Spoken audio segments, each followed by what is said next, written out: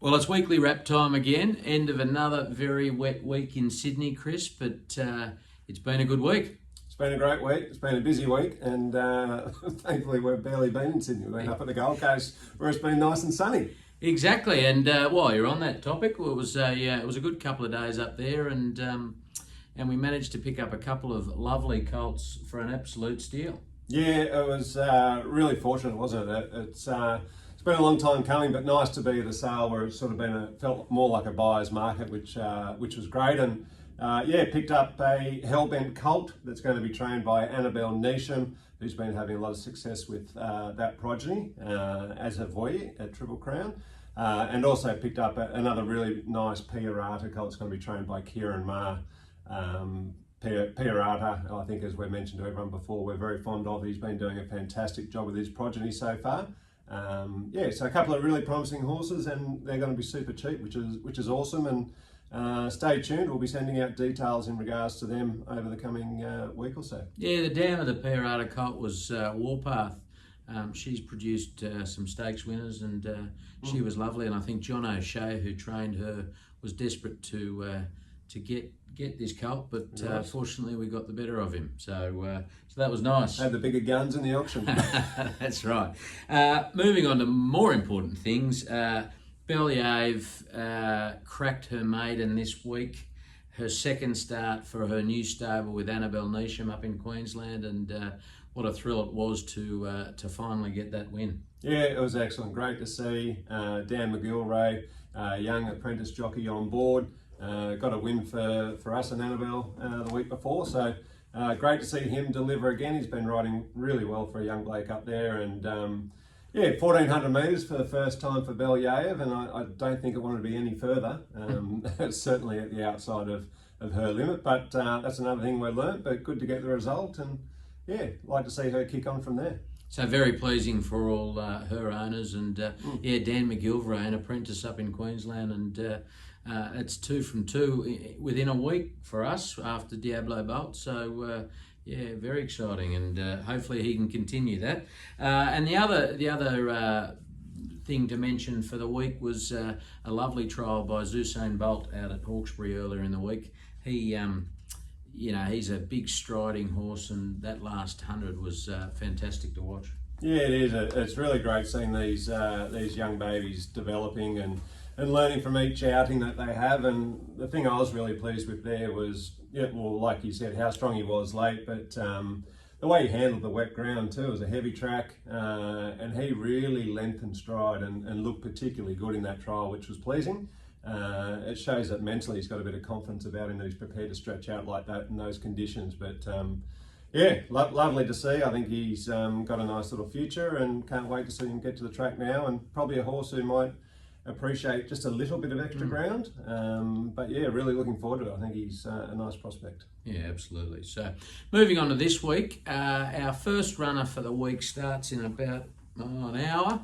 And hopefully he likes the cool weather. We've got Seiko down at Albury, so I can't imagine it's the warmest day in Albury today, but we've got Seiko running around. I think it's 11.75, and I'd prefer not to have to say this again, but he's a luckless horse. He's had so many placings over his last 10 or 12 runs, and we'd dearly love to see him get a win today for his owners. So we'll see how we go. Well, you say luckless, I say consistent. That too. He's been consistently luckless. Well, I guess you could argue that, but always bringing a check in for his owners at least, which helps pay the bills, obviously. And I don't see today any different. Actually, I think he's going to be a place chance again. I think he's jumping from barrier 8, if I remember correctly, and. I think he'll be running well. Just needs a little bit of luck there in the running, but if things fall into place, well, he could certainly win it, because he is there or thereabouts typically, and consistent to say place chance again. I can feel it today. He's going to win. He's going to win. Moving on to tomorrow, very big day for the team tomorrow. We're up at Eagle Farm. And we've got our next big 2-year-old coming through, Emilius, running in the listed Phoenix. over 1500, drawn perfectly in barrier 3. One of the superstars when it comes to jockeys, Jamie Carr on board, and yeah, fingers crossed she can get the job done. Sound a tad excited. I am a tad excited. Aren't we all? No, it should be an awesome day. Looking forward to it. It's yeah, Amelia, she's jumping from 1200 metres up to 1500. What? I wondered where you were going with that. Oh, I thought you were getting it wrong. yeah, no, jumping up 300 metres, which will be interesting. Obviously, that's a little query, but everything that we've seen to date is highly suggestive that she'll appreciate that jump in distance. It was a great win coming from the back of the field at Randwick last start. As you say, Jamie Carr on board, barrier 3, should be able to just fall into a lovely position, come out neutral and not do any work, which is brilliant, and save that sprint for the last 300 metres of the race, which yeah, I think it's a really good race for her, a listed race, so it'd be gold getting a stakes result on her resume so early in her career as a 2-year-old. I think she's a good winning chance. Yep, absolutely. So good luck to all the owners tomorrow. It's exciting times so early in her career. Speaking of winning chances, the second runner tomorrow at Eagle Farm is Marzu in the Group 2 Moreton Cup. Probably not the most ideal barrier, but I see a couple of scratchings already, so he's come in a bit. Hopefully Jamie Carr, who's also on him, she won the last time she rode him not too long ago. Hopefully she can get the double done for Triple Crown tomorrow, and yeah, it'll be great to see him have a red hot crack. Yeah, that'd be magic, wouldn't it? Get another result with him. Jamie, awesome rider, so couldn't be happier. I think she's a really good match for Marzu. Barrier 10 into barrier 8 so far, which you alluded to. Look, it can be a bit tricky looking at the speed map. I think there's good speed out wider than him, which will be pushing forward. I think there's one on the inside that'll push up as well. I can see him getting across into a nice position actually, probably just right behind the leaders, I'd imagine, which could well be perfect for him if he gets in front too early. Sometimes he can have a think about things. So yeah, I guess provided there's a little bit of luck there in the first 100 or 200 metres, should get a nice position. And yeah, I think he'll be too good myself. I think he's the class horse of the field. Ticks a lot of boxes, so just need that early luck, but fingers crossed. Another winning chance. Very good, absolutely. Bit nervous actually. Oh yeah. Then we move on to Tuesday. Now there's no certainty that she'll run around, but we've got Dubai Showgirl accepted for Tuesday at Bathurst. She'll also likely accept on Friday. Well, she'll be nominated and will accept for Friday, and we'll make a decision on Monday where she runs. But look, she's had a couple of tick over runs. Haven't been the most pleasing to the eye, but got the job done with what we needed to. She's stepping right up in trip to either 1750 or 1800, getting much closer to the preferred distance. So wherever she goes next week, it'll be good to see her step out again at something more suitable for her. Yeah, definitely. Look, the first couple of runs have been just stepping stones to get her up in trip where she needs to be. I think she is getting to her distance now, as you say, and I think I go into it cautiously optimistic. Obviously a nice distance for her and it's what she wants, but I sort of feel like she's maybe half a run below being fully ready for it. So it'll be interesting to see how that plays out. She might be vulnerable the last 100 metres or so, but hopefully not. But I can see her running well, and that will certainly bring her right up to the mark for her following start, which will probably be over a similar sort of a distance. Yeah, no, for sure. So, last runner for the week, we've got Hiawatha stepping out on the Kenzo track at Randwick on Wednesday over 2400. And look, he's been there and thereabouts the last 2 or 3 runs. Looks a strong enough field, but you know, hopefully he can be ridden appropriately for once. And haven't been happy? Oh no, it's not me. It's Annabelle. Annabelle, she's been a little vocal about it, but yeah, hopefully we can get the right run of the race and get the job done. Yeah, look, I really like this horse. I think he's knocking on the door.